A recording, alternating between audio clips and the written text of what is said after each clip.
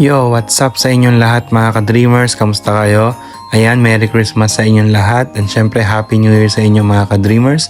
So, first Christmas namin dito sa Canada mga ka-dreamers, kaya ayan, kahit malayo tayo sa pamilya natin, ayan, ginagawa pa rin natin yung tradition natin para mag-exchange gift, ayan, para magbigay ng kasiyahan sa bawat partner natin at sa mahal natin sa buhay mga ka-dreamers.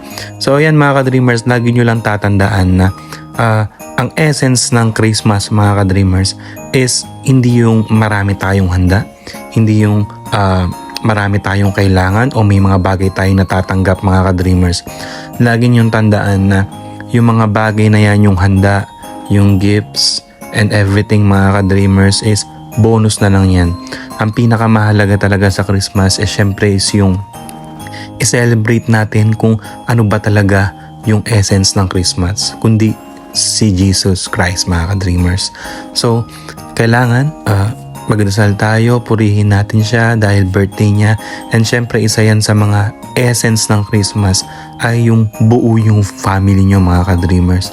So, iparamdam nyo na nandyan kayo, na maging masaya kayo, na kahit simpleng handa, okay kayo, na kahit simpleng meron kayo o kahit ano pa man, ang mahalaga ay magkakasama kayo.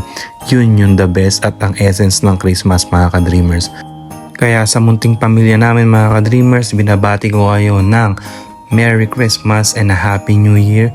Naway pagpalain pa kayo ng puong may kapal. Maraming salamat sa suportang tunay. God bless you all. Positive lang tayo lagi. Peace yo mga ka-dreamers.